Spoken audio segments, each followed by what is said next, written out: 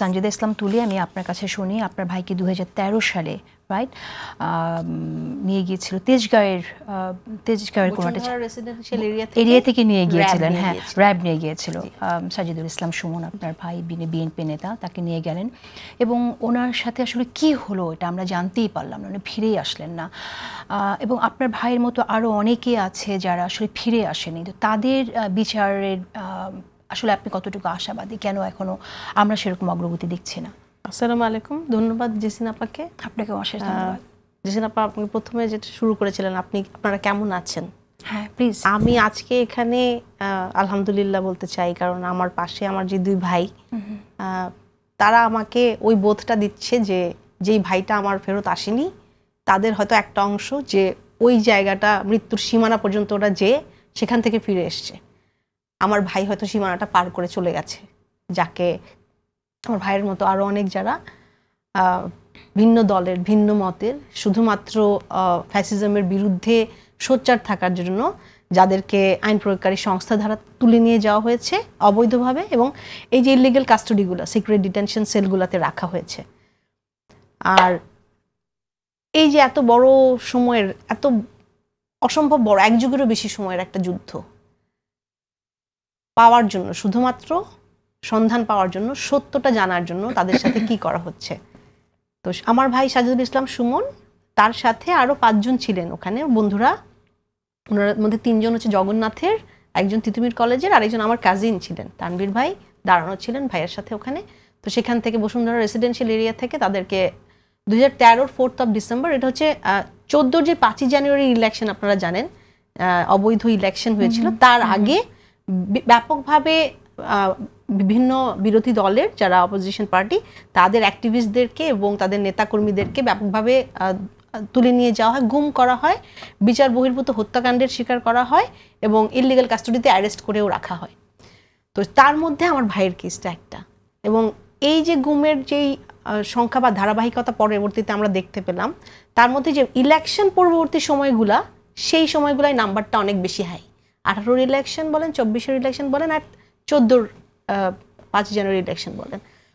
তো এইটা হচ্ছে আমার মনে হয় যে ভাইকে তুলে নিয়ে যাওয়ার পর থেকে, প্রথম দিন থেকে আম্মা, পরিবারের সবাই যখন র্যাব অফিসে যায়, কারণ র্যাবের 2টা ডাবল কাভার ভ্যান যারা ছিলেন, একটা হোয়াইট মাইক্রোবাস, যেখানে যেই জায়গা থেকে তুলে নিয়ে যায় ওই জায়গায় কেয়ারটেকার ছিলেন, অনেক আই উইটনেস ছিলেন, অনেক লেবার্স ছিলেন, তাদের সামনে থেকে কিন্তু তুলে নিয়ে যায়। এবং প্রত্যেকটা গুমের কেসে আমরা এখন যখন দেখি, সবারই কিন্তু কোনো না কোনো আই উইটনেস রয়ে গেছে, এবং যেখানে অস্বীকার করার কোনো উপায় নাই রাষ্ট্রের, যখন রাষ্ট্রীয় বাহিনী কর্তৃক এত বড় অপরাধগুলো সংঘটিত হয়েছে। আর গুম থেকে যারা ফেরত এসছেন, হুমাম ভাইরা, আরমান ভাইরা, এদের মতন আরও যারা আছেন, অনেক বিগত সময়েও যারা ফেরত এসছেন, 5ই আগস্টের পরেও যারা ফেরত এসছেন, তাদের কাছ থেকে এবং এই 12 বছরের আমাদের আন্দোলনের সময়ে অনেক কিছু জানা, যে ইনভেস্টিগেটিভ জার্নালিস্ট এবং বাকিদের কাছ থেকে যে সিক্রেট ডিটেনশন সেলগুলা বা আয়না ঘরগুলা কীরকম, এবং এর মধ্যে যেই ভয়ঙ্কর রকম টর্চারগুলা করা হয়েছে তাদের সাথে। আপনি জানেন যে কালো মুখোশ, জমটুপি পরিয়ে, হাত করা বেঁধে, ঝুলিয়ে ততক্ষণ পর্যন্ত মারা হতো যতক্ষণ না হয়তো ব্লিডিং হতে হতে তার জ্ঞান হারিয়ে যায়, বা কোনো একদিন হয়তো কোনো লিথাল ইনজেকশন দিয়ে তাকে কাউকে মেরে ফেলার পরে সেই ডেড বডিটা নিয়ে জিয়াউল আহসানের মতো যারা কর্মরত ছিলেন, দায়িত্বরত ছিলেন, তাদের সেই ইউনিট সেই ডেড বডিকে নিয়ে যে হচ্ছে রেল লাইনে ফেলে দেয়, অথবা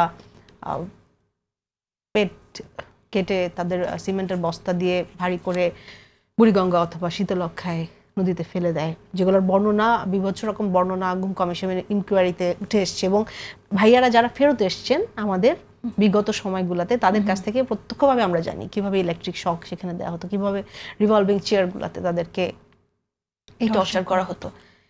এই প্রত্যেকটা কথা, প্রত্যেকটা তথ্য বিগত 13 বছরেরও বেশি আমরা মায়ের ডাকের সাথে, যে এত হাজারো পরিবার পুরো বাংলাদেশ থেকে, প্রথমে 8 জন দাঁড়িয়েছিল আম্মা সহ, পরে তো ঢাকার বাইরের সবাই আমরা একসাথে, শুধু ছবিটা নিয়ে দাঁড়ানোটা কষ্টকর ছিল তখন। শুধু ছবিটা নিয়ে মারা দাঁড়াবে, বাচ্চারা দাঁড়াবে, আরমান ভাইয়ের ফ্যামিলি, ভাইয়ার আন্টি এসেছিলেন আমাদের সাথে দাঁড়াতে, কথা তো বলা বা দাঁড়ানোটা মানে ওই ছবিটা নিয়ে দাঁড়ানোটাও মানে তাদের জন্য মনে হচ্ছিল যে অনেক বেশি তাদের ভীতিকর অবস্থার মধ্যে ফেলে দিয়েছিল, কারণ এই সত্যটা ধামাচাপা দেওয়াটাই সবচেয়ে বড় দায়িত্ব ছিল জাতীয় পর্যায়ে এবং আন্তর্জাতিকভাবে। ওই ডিনায়ালটা, যে যখনই ইন্টারন্যাশনাল প্ল্যাটফর্ম বা জাতিসংঘ যেই জিজ্ঞাসা করা হতো যে সরকারকে এই মানুষগুলো কোথায়, যেমন তারা ইনভেস্টিগেশন করে কিন্তু 76 জনের একটা তালিকা দেয় 2022 সালে সরকারকে, বিগত ফ্যাসিস্ট সরকারকে। তারা ওই সময় বলে যে এই মানুষগুলো হয়তো দেনার দায়ে পালিয়ে গেছে বা নিজেদের কোনো পারিবারিক বিরোধ থেকে পালিয়ে গেছে, এবং এটা পাবলিকলি বলা হতো। এতগুলা পরিবার এক যুগেরও বেশি সময়ে রিপিটেডলি দাঁড়িয়ে কোনো ইনভেস্টিগেটিভ মেকানিজম নেওয়া হয় না সরকারের তরফ থেকে, বরং এই যে আইন প্রয়োগকারী সংস্থা যখন রাষ্ট্র কর্তৃক এই চরম মানবাধিকার লঙ্ঘনগুলো হয়, এই রাষ্ট্রীয় বাহিনীগুলো আবার বিভিন্ন মেকানিজমে প্রত্যেকটা ফ্যামিলিকে হ্যারাসমেন্টের শিকার করতো এবং বিভিন্নভাবে। আমাদের মনে হয় না এমন কোনো সপ্তাহ গেছে বা এমন কোনো সময় গেছে যেখানে কোনো ফ্যামিলি থেকে ফোন আসে নাই বা আমরা হইনি হ্যারাসমেন্টের শিকার, যে তাদেরকে বাসায় পুলিশ এসছে, অর এনএসআই ফলো করছে, অর ইন্টেলিজেন্স থেকে ফোন এসছে, আপনাকে থানায় ডাকছে, সাদা কাগজে সই করতে বলছে একটা যে কোনো বানানো স্টেটমেন্টের সঙ্গে, কারণ তাদেরকে দেখাতে হবে তারা পালিয়ে গেছে নিজের বাড়ি থেকে, গিয়ে তাদেরকে নিজেদের লুকিয়ে রেখেছে। তো 5ই অগস্টের এই যুদ্ধটা শুরু হয়েছিল আমাদের অনেক আগে, আসলে জুলাইয়ে আমাদের যুদ্ধটা শুরু হয় নাই, আমাদের যুদ্ধটা অনেক আগে শুরু। 13 বছর পার হয়ে যাওয়ার পরে জুলাইয়ে যখন আমরা শ্রমিক জনতা, ছাত্র, আমাদের ভাইদের সাথে, আমাদের পরিবারের সবার সাথে যখন আমরা রাস্তায় নেমে আসি, তখন ফ্যাসিস্ট হাসিনাকে পালিয়ে যেতে বাধ্য করা হয়। কিন্তু এই যে অংশ যেটা রয়ে গেছে, বাকি যে অংশটা রয়ে গেছে এখনো স্ট্রাকচারের মধ্যে, সেই স্ট্রাকচারের অংশটাই এখনো আমার মনে হয় প্রতিবন্ধকতা সৃষ্টি করে যাচ্ছে। এবং সেই কারণে কিন্তু এখনো দেখেন কমিশনের, ইনকোয়ারি কমিশনের লিস্টের যে কেস 1850-এর বেশি বলে ওরা, অ্যাপ্রক্সিমেট 1900-র মতো, এগুলো কিন্তু দাখিলকৃত আবেদন। এর বাইরেও অনেক মানুষ গুম হয়েছে, তারা কিন্তু এখনো সেগুলো সামনে আনতে চাচ্ছে না, কারণ তারা জানে যে এটা কাণ্ডে যদি তাদেরকে আবার হ্যারাস করা হয়। এবং এই যে ফেরত এসেছে এবং যারা আসেনি এখনো, যারা আমার ভাইদের মতো, যাদের হয়তো একটা ভয়ঙ্কর সত্য জানার জন্য আমরা অপেক্ষা করে আসছি এখনো, তো সেই সংখ্যাটা 350-এরও বেশি লিস্টের তালিকাটা। তো এই যে লিস্টের তালিকা, এদের কাছে এখনো পর্যন্ত এই সত্যটা আসেনি যে কি করা হয়েছে তাদের সাথে। এবং আমরা কিন্তু জানি কোন বাহিনী কোন সময় দায়িত্বরত ছিল, কারা ছিলেন ওখানে, এত কিছু জানার পরেও র্যাব, আপনি জানেন 3-4 মাস আগে ক্ষমা চাচ্ছে, তারা দায় স্বীকার করে ক্ষমা চাচ্ছে, কিন্তু এটার কোনো প্রতিফলন আসলে আমরা দেখতে পাইনি। যে তথ্য যখন দরকার, যখন এভিডেন্সগুলো প্রডিউস করা দরকার, এবং এই বিচারিক প্রক্রিয়ায় কোনো স্বচ্ছতা বা সহযোগিতা করার জন্য কোনো ইন্টেনশন আমরা তাদের মধ্যে দেখতে পাইনি। ইভেন এখন যখন ট্রাইব্যুনাল থেকে এই যেই ভাইদের কেসটার এগেনস্টে, যাদের এগেনস্টে অ্যারেস্ট ওয়ারেন্ট আসলো, শুধুমাত্র এই মানুষগুলাই তো এত বড় বিশাল মেকানিজমে ছিল না। এই ম্যাসিভ যে মেকানিজমটা, গুম করাটা আসলে মানে এটার মতো, যেমন এক্সট্রাজুডিশিয়াল কিলিংও কিন্তু পাশাপাশি চলছিল। তো গুমটা এই জন্যই করা হয়েছিল যেন ভয়ে একটা সংস্কৃতি ক্রিয়েট করা হয় এবং মানুষ যেন মুখ খুলতে না পারে, আর ভয়ে যেন তাদের কথাটা বন্ধ হয়ে যায়। এবং এটাই করা হয়েছিল 15 বছর, যেন ভোটবিহীন সরকার গঠন করা যায়, ক্ষমতায় বসে থাকা যায় এবং মানুষকে এই জীবনের হুমকি দিয়ে যে চরম মানবাধিকার লঙ্ঘনের মাধ্যমে এইটা কায়েম করা যায়, যে ফ্যাসিজম কায়েম করা যায়। তো এইটা, এবং এটা তারা সাকসেসফুলি 15 বছর করতে পেরেছে।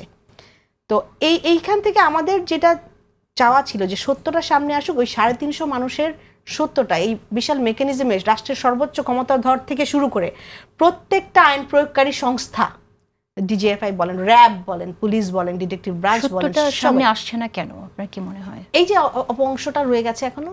আপনি যদি বলেন যে চিহ্নিত করা মানুষগুলা সবার নাম এখনো পর্যন্ত ট্রাইব্যুনাল বলতে পারেনি, তাদের এগেনস্টে সমন জারি হলেও তারা বর্ডার পার করে চলে যেতে পারছে, এবং এর আইন প্রয়োগের সংস্থাগুলো এখনো তো অনেকে ইউনিফর্মে আছে, অনেকে ইউনিফর্মে নেই, হয়তো রিটায়ারমেন্টে গেছে, কিন্তু তারা এই জঘন্য অপরাধগুলো করার জন্য কিন্তু ওই সময় তাদেরকে প্রমোটেড, রিওয়ার্ডেড করা হয়েছিল এবং এমন জায়গায় বসানো হয়েছে যেখানে তারা আসলে 5ই অগস্টের পরেও দেশের বর্ডার ক্রস করে যেতে মানে সহযোগিতা পায়। এবং আমরা এটা হতে দেখেছি, এখনো আমরা দেখতে পাচ্ছি। বিগত সময় 26 জনের মধ্যে একজন কিন্তু অ্যারেস্ট ওয়ারেন্ট দেওয়ার পরে পালিয়ে গেছে।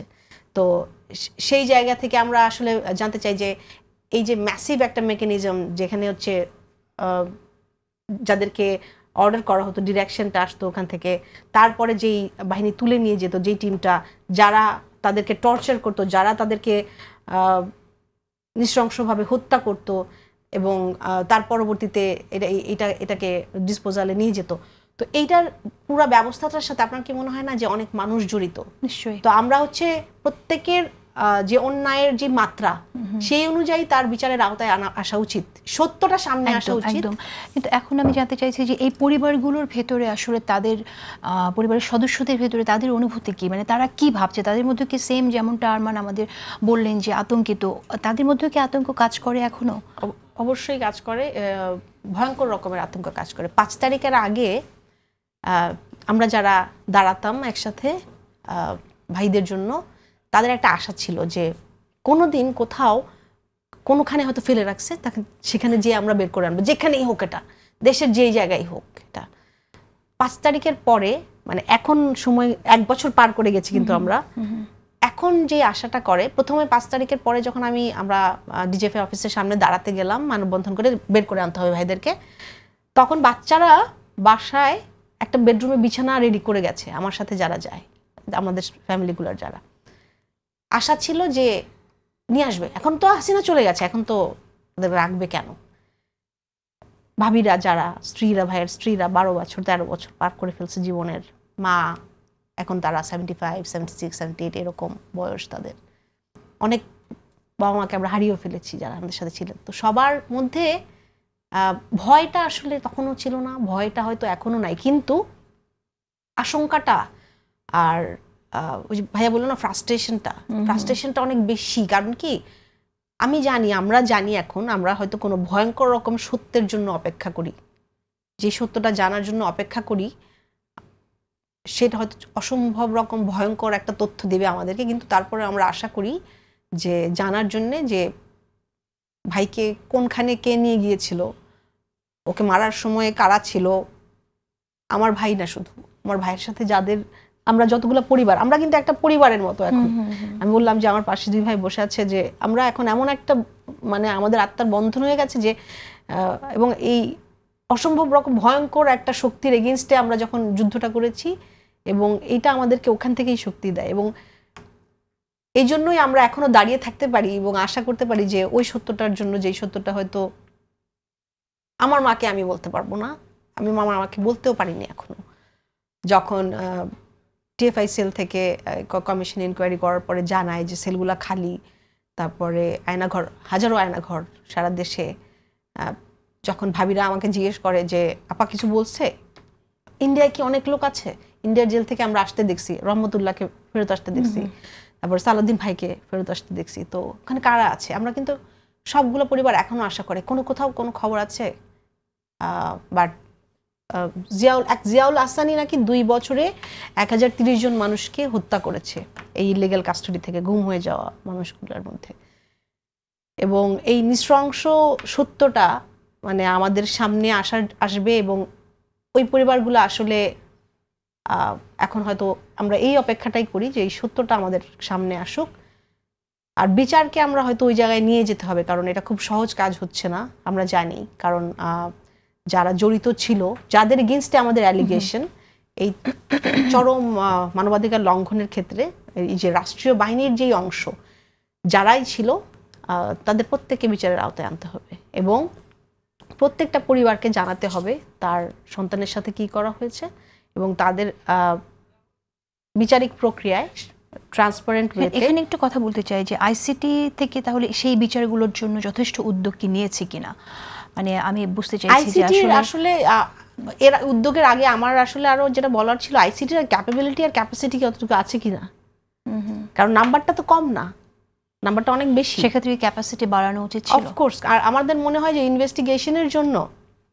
যেই এক্সপার্টিস দরকার, ইভেন তারপরে আইসিটিতে আসলে কতটুকু মামলা নিতে, ওদের ক্ষেত্রে জুলাইয়ের মামলাগুলো আছে, জুলাইয়ের আমরা যদি 2000ও ধরি তো সেগুলো আছে, এক্সট্রা জুডিশিয়াল কিলিং যদি 3500-এর বেশি আছে, গুমের কেস আমরা ধরলাম লিস্টেড যদি 1800 থাকে, ডেফিনেটলি এর বেশি আছে যারা এখনো আসেনি। যদি এখানে 2000ও ধরেন, আইসিটির কি ক্যাপাসিটি আছে এই এতগুলা কেস হ্যান্ডেল করার? আর আইসিটি ছাড়া আমাদের দেশে এখনো গুমের আইনটাও কিন্তু ফাইনালি ইয়াতে আসেনি, প্রণয়ন করা হয়নি। তো সেই ক্ষেত্রে আমরা কিন্তু ওই কোনো আইনি প্রক্রিয়ায় যেতে পারছি না। তো আইসিটির ক্যাপাসিটি নিয়ে ডেফিনেটলি আমার মনে হয় যে এখানে সীমাবদ্ধতা আছে বলে আপনি মনে করছেন। আচ্ছা।